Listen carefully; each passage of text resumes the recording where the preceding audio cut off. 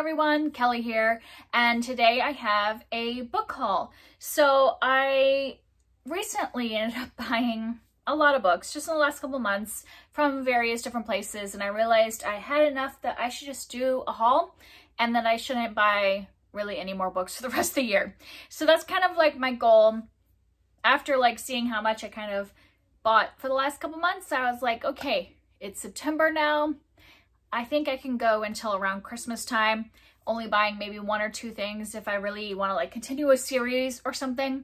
But I want to kind of like try not to buy any more books for the rest of the year. So this might be the last book haul you see from me until around Christmas time. So here it is. I'm going to kind of separate these out based on kind of what I bought them for or where I got them. So first of all, I did get a advanced reading copy. This is from Owl's Nest Publishers. It's Orion and the Starborn by K.B. Hoyle, and this is coming out November 15th. So I'm hoping to pick this up in the next month to kind of tell you guys about it before it comes out. And I really like the tagline that was sent to me. Like they sent a little like page for advertisement, and the tagline kind of tells enough for me to be interested. It says, "The bond of blood will call across the stars, a prophecy will be set in motion, and a boy who thought he was human will learn the truth for the first time." And that just sounded really interesting. From reading the rest of the description, it sounds like this boy, Orion, thinks he's human, and then a series of events happen that find out that he is destined for something else and is probably from somewhere else other than Earth. And the cover is really pretty as well. So my plan is to read this sometime in October so I can tell you about it before it comes out in November. So that was an ARC I received. And then I did do a book outlet order at one point, and I think they were doing one of those sales where it was like buy $30, you get this many % off, yada yada. So I had gotten some books that I had been interested in. One was The Other Bennett Sister by Janice Hadlow. This one I was interested in because I had read Pride and Prejudice in May, and I was kind of looking at some like retelling or reimaginings of the story, and so many people said this was a good one. And basically this follows Mary, who is one of the sisters of Elizabeth Bennet that doesn't get a lot of page time in the original Pride and Prejudice, and it's kind of seen as a bit weird, quirky Mary. And I've just heard really great things that this is following her as the main character, and kind of, I think this is the events after Pride and Prejudice and kind of what happens to her after that story. So I'm very interested in that. Then I also picked up The Pool of the Stars from Emma Donoghue, and I just love this cover. This has several different covers, and this one is just like my favorite cover, even though it has deckled edges, which I didn't know, and I despise deckled edges. It makes it so hard to like turn the page, in my opinion. I don't know. I'm like irrationally against deckled edges. They just really bug me, but the cover makes up for it. It's really pretty. And this one, from what I know, is a pandemic story about like the flu pandemic. When was that? Like in 1918. And I think this is taking place in a hospital that's a specific ward for pregnant women during the pandemic, and like so that if they were infected with the flu but then they're also pregnant, they had this special floor. And I've heard good things about this. I've never read anything by Emma Donoghue because I never read Room. That's her big one, right? And so I'm interested in reading that. I think I'm in the mood now to actually pick up pandemic books, not necessarily ones about our current pandemic, but like about the past and how people dealt with pandemics in the past, because it's a lot different. You know, they had different technology and all that. So I just find that interesting. And then the last one from Book Outlet is The Woman in the Mirror by Rebecca James. And this one I just had on my radar for a while, even though I've never heard anybody talk about it. I had looked this up when I was looking at Gothic books like a year ago, when I was like really into like seeking out Gothic books. And this one had popped up, but at that time it was brand new release and I didn't want to get a hardcover. And so now it's out in paperback, and I was like, I don't know, something is drawing me into this one. It's like historical fiction, 1947. A woman is a governess. And I think it just has like some, you know, secrets and Gothic type of stuff happening. And the cover just really drew me in. So I picked that one up now that it's paperback and a little cheaper price. And then recently I just happened to be driving around after dropping my daughter off at preschool and found a little free library and just picked up a couple books in there, some that I had heard of from other places. I picked up Stiff, The Curious Lives of Human Cadavers by Mary Roach. Mary Roach writes a lot of like nonfiction that I think is kind of narrative nonfiction. What I've heard is that it's very interesting, and this is all about basically what happens to the body after it dies, or, you know, like after a person dies, what happens to the body. So yeah, I think this could be a little gruesome in places, but I think because it's like nonfiction and is really going through the process, that it'll be interesting. And then I also picked up from there the Poisonwood Bible by Barbara Kingsolver.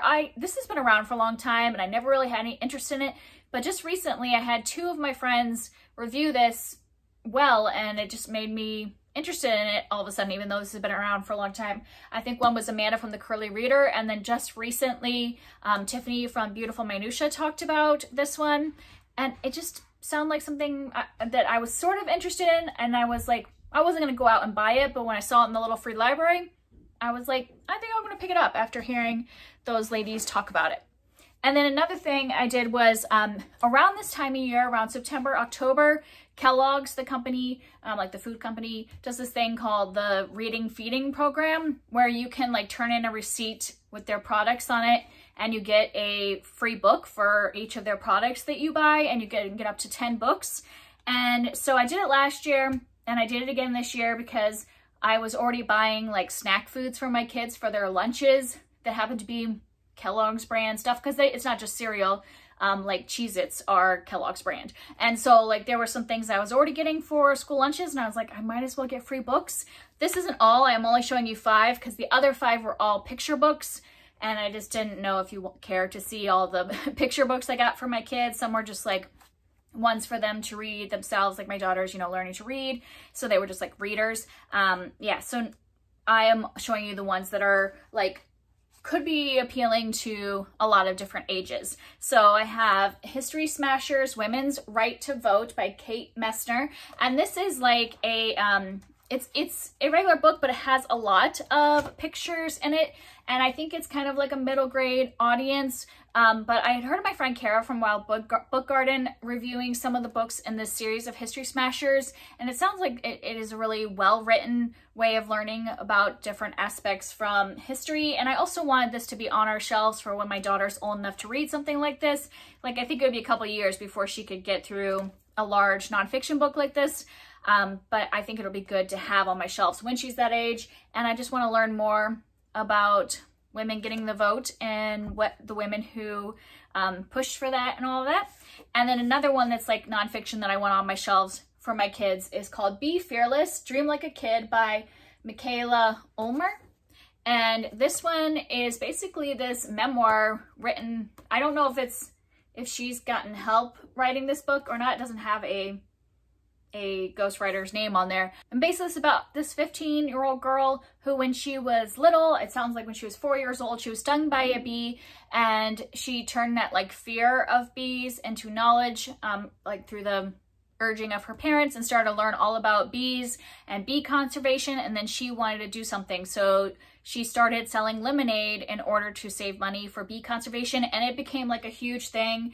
Like she ended up like securing a deal on Shark Tank and all of this stuff as a kid. And I just think this would be a great book for like my kids to read when they get old enough to read this. Like, this is also kind of like History Smashers, where she needs to be a little older than what she is now. Like, she's 7 and just reading beginner books, but when she's old enough to read something like this, I think it'll be so inspiring to see like a young kid just being an entrepreneur and like getting out there and doing something to save money up for, you know, conservation and all that, and making a difference. So I just think that was a nice one to have on my shelves for them.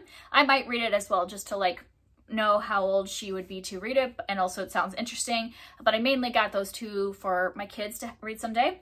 And then I also got When Stars Are Scattered by Victoria Jameson and Omar Mohammed.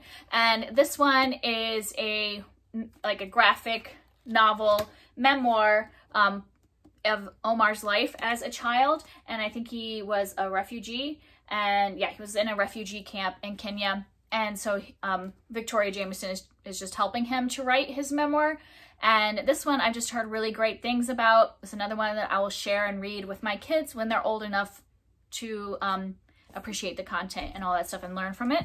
And then I got a couple books that were just for me. I got I Am Not Your Perfect Mexican Daughter by Erica L. Sanchez. And this one I'd heard some people reviewing and it sounded really good. And it's about a girl who, you know, it says perfect Mexican daughters do not go away to college. They don't move out of their parents' house after graduation, and they don't abandon their family. So it's about a girl who might not be living up to her parents' expectations, but that she wants to go out on her own and do what she wants to do.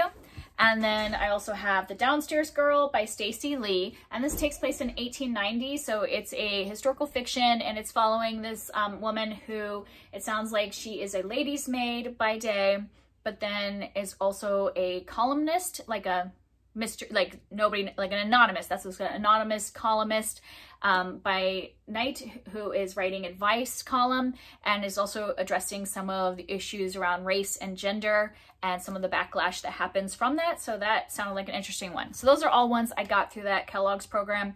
I think it's happening through October, so if you're interested, look it up. Like if you already buy that stuff, then might as well get some free books for it. And it has for all ages, like picture books, middle grade, YA, and some like ones that are a little more adult as well. And then next I just have a stack of books that I had bought for various reasons. The first three I bought because of the Volunteer Reading Challenge. These are the books that we are like the group books, and I just wanted to have a copy of them. For this month we're reading Cotillion by Georgette Heyer. This is a historical fiction book from the Regency period, and it's about this girl whose guardian says that she will inherit all of his money if she marries one of his grandnephews. And so it's kind of like, which one is she gonna marry? And I think it's got like antics and stuff. I'm about like not quite halfway through, and it's really funny so far. So I'm really enjoying this. Excited to read my first Georgette Heyer. And then in October, we're reading Practical Magic by Alice Hoffman, which most people have heard of because it is very well-known series, and this one, the movie was made out of, and so it's a family of witches, generational magic passed down and all that. And then in November, we're reading In Order to Live, A North Korean Girl's Journey to Freedom by Yeonmi Park. And this one is a memoir just of her journey to freedom from North Korea. So those ones I bought specifically for the Fall into Reading Buddy Reads. And then I had bought this book just completely influenced by my friend Kara, Half a Soul by Olivia Atwater. She's been talking about this series for several months now. And every time I would hear her talk about it on her channel, I'm like, oh, I should read that. And then like finally one day I'm just like, I'm gonna buy it and start it soon. And this is like fantasy that has like fae and all that, but it's taking place during the Regency period from, I believe. So yeah, it's like in the Regency, England, but also fantasy as well. And then I picked up the annotated Sense and Sensibility. I have a couple of these already, or maybe this is only the second one I have. I know I have Pride and Prejudice, and now I have this one. And it's like where there are some like pictures and stuff, and like one side of the page is the story from Jane Austen, the other side has annotations on it. And so I've been picking these up as I've been finishing Jane Austen's novels, so that I have, like the next time I read these, I would like to read the annotated version to kind of like get more context, because I am not like someone that knows a lot about history and the Regency period. So I'm excited that next time I read these, I'll have the annotated version, but they're kind of expensive. So I've only been picking them up, buying them as I've been finishing the novels, so that I'm only getting them once every few months. And then one I got for a group read, basically I have this contemplative prayer group that I do with some ladies online, and we kind of pick something to study, and then we discuss it in our meetings. And this year we're working on this book. It's called Loving Kindness, The Revolutionary Art of Happiness by Sharon Salzberg. And this is just a woman who is a meditation practitioner, can't use that word. And she also does a lot of things with Buddhist teachings, and you know, we're Christian, but we are taking from different, you know, other cultures and things like that in our meditation practices. And so that's why this one has like meditation exercises in it. So we're like reading one of her chapters, doing the exercises when we meet online. And then I also have the Usborne Illustrated Arabian Nights. And this is one that I talked about if you've been watching my Friday reads. I've been reading this with my daughter. We're reading it together and we're quite a ways into it and we're really loving this. This is definitely targeted for a young audience. So I would say depending on your kid and their like violence level, there's a little bit, I mean, obviously there are people that die or get put in prison and things like that in the, you know, 1001 Nights, Arabian Nights stories. So keep that in mind, but this is very gentle. Like there's nothing graphic on any of the illustrations. There are nice full page illustrations in some of them, and then also like half page illustrations. So there's nothing graphic on any of the illustrations. So this is perfectly fine for my 7-year-old. But yeah, depending on the age of your kids, I would say this is targeted for like a 5 to 8-year-old audience, and we've been having a lot of fun reading that one. And then my last pile are all witch books, and so I've gotten them from different places. Some came from Book Outlet when I did that other order. Some came from like used bookstore online. And basically when I was starting to make the video I had done, I think last week or a couple weeks ago, about do I like witch books. These were all like, or most of these were on my like Goodreads TBR, but I didn't own them. And I was just like, if I can find them at a good price, I'm just gonna buy several of these so I have them around for this experiment I'm doing where I'm reading witch books and deciding if I like those and what genre of witch books I like. So I had gotten Bait and Witch by Angela Sanders, and this one is about a librarian. I think she moves to town and she is a witch and she doesn't want to like, I don't think she wants to tell anybody about that. And it sounds like she's using her abilities to save the library or save the town. And it also says that she has a cat, a alley cat that she adopts. I don't know if that's the cat on the cover, but this is a cozy mystery, so I thought that would be a fun one. Cinders and Sparrows by Stefan Bachman is a middle grade fantasy, and this involves a 12-year-old girl who is an orphan and gets this letter saying that she has inherited a castle. And I know there's witches because it says on the tagline, in a witch's house, nothing is as it seems. So I don't know if this castle that she inherits belongs to a witch or did belong to a witch. But I've just been for like the last year seeing this cover in the library and really wanted to read it. So when I decided to do this experiment, I was like, I'm definitely picking that one up because I just was really drawn in by the cover. And then I got The Witch's Heart by Genevieve Gornichek. I did not look up how to say her name, so before I read it, I will look it up. And this one is based off of Norse mythology. So this is, I don't know a lot about Norse mythology other than what's on Marvel, which I know is not like, you know, precise Norse mythology, but I see right at the beginning that it talks about Odin. Yeah, so it just really, the cover drew me to this, and I've been really enjoying a lot of mythology based books, and so that's why I had that one on my radar. And then I picked up The Year of the Witching by Alexis Henderson, and a lot of people were loving this last year, and so that's why it kind of popped up on my radar, because it was shown under like the horror genre, but from what I could hear, it didn't seem like it was like real gruesome horror. It sounded more interesting, and it's about a woman who is living in a rigid puritanical society, and then she starts to get dark powers, and it just sounded like very feminist and like a fun read. And then I have The Mercies by Kieran Millwood Hargrave, and I have read one of her younger books, like one of her books for middle grade audience, and so I was interested in trying one of her adult books, and this one popped up in my head because it is about witches, and this is actually historical fiction. So this is like about, I think like, I don't know if it's like a real event or just like based in a real country. So this is taking place in Norway in the 1600s, and it's saying that like a bunch of men in this town die in like a fishing accident or something, and so the women are kind of taking charge of the town, but then an outsider is accusing them of witchcraft. So I don't think it's like fantasy, like that these are real witches. I think this is more of like a witch hunting type situation in history. And then I have The Witch of Willow Hall by Hester Fox, and I have seen Hester Fox around, and I've always thought her covers looked very gothic and very interesting. Like they always pulled me in, and I've been meaning to buy one and read it, and so I was like, might as well get the one that says witch on the cover. So I don't really know what it's about. From reading the inside flap, I saw that it took place in the 1800s, and I think it's about this family that like goes to this house that was in their family. They haven't lived there, like they're fleeing to this house and finding some family secrets. So that sounded interesting. And then I got The Orphan Witch by Paige Crutcher. And this one, it had been compared, like when I was looking it up, it had been compared to Sarah Addison Allen. And I've really enjoyed a lot of her books. And she does kind of like family drama type stories that have just a little bit of magical stuff in it. And so that's what this one kind of felt like to me. And I don't really know, I haven't even read the full description. I only read the very beginning, and it sounded like this woman who has been through the foster care system and then like connecting to her roots, and I think that might be witches.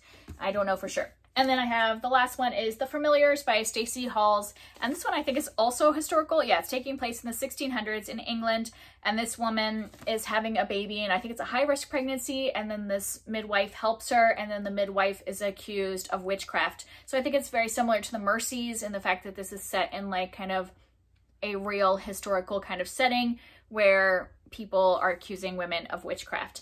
And I think that that's really fascinating because I think that the way people were accused of witchcraft, like women were accused of witchcraft in the past, is something I want to learn more about, and how it's almost like women that were starting to gain power, or women that were like too intelligent for what the people in the society felt like they were gaining too much intelligence, and so they were being accused of witchcraft. And I just find that really fascinating to that view of history, and so that's why I picked up some of these historical novels that revolve around kind of like witch trials, but are separate from the Salem witch trials, because I know that's like a big thing, but I kind of am fascinated about it in other locations as well. So that's it. Those are all of the books that I have bought recently. Oh, but I wanted to show you, beyond the books, I wanted to show you one more thing I got from Etsy, which are some bookmarks. I had gotten this. I will put a link to the Etsy shop down below. It's called Illiterates Designs.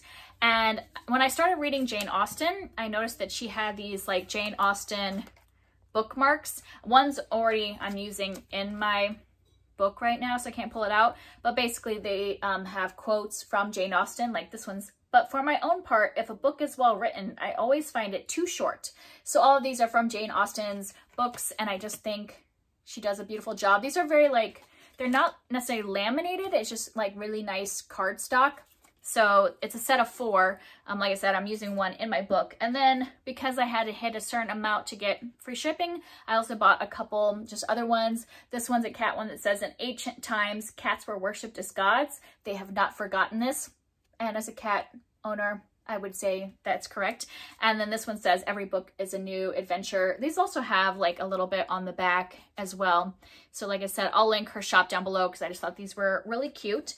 And then I also thought I would show you guys my Olive and June. I just ordered some new. I had showed you last time, so thought I would take you along for my process. I had started buying Olive and June nail polish back in the summer, like the beginning of the summer, and I bought a bunch of like summer kind of colors back then. I also bought this brown back then, but didn't wear it until just now because it really is more of a fall color. And so if you want to see what the nail polish looks like on, so that was a brown color I had gotten, and that was the only like fall color I had from them, so I decided to buy some more fall type colors. So this one is called World Lit, and it's kind of like a mauve kind of, is that the tone you would call that, a mauve color?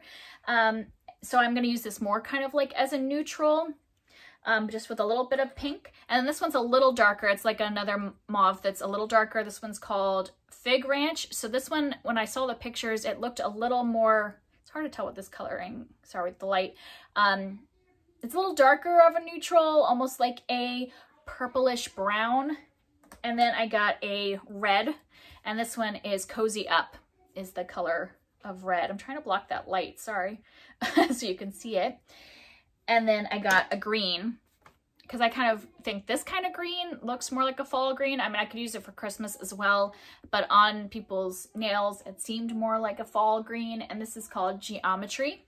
And then I also got a top coat. They usually have shiny top coat, and this is a matte top coat, and so I just thought I would pick that up. So I just got these 4 colors and the top coat as like my fall ones that I wanted, because all the other ones I had gotten were more summer color other than this brown. So I highly recommend Olive and June. I am not sponsored. I just really like how well they keep up. Like if you put your top coat on every couple of days, the nail polish lasts for like a week before it starts like really chipping. I mean, I did have like, I put these on Wednesday and it is Saturday, and I did have like one chip, and I just like repainted over it and then put another top coat. But yeah, like you can see, I've had this on for, was that 4 days? Wednesday, Thursday, Friday? Yeah, 4 days, and it's still looking really good. So I like that brand and just wanted to point it out. All right, that's it. That's it for me. If you want to talk about any of these books, I would always love to hear from you down below, and I'll see you next time. Bye.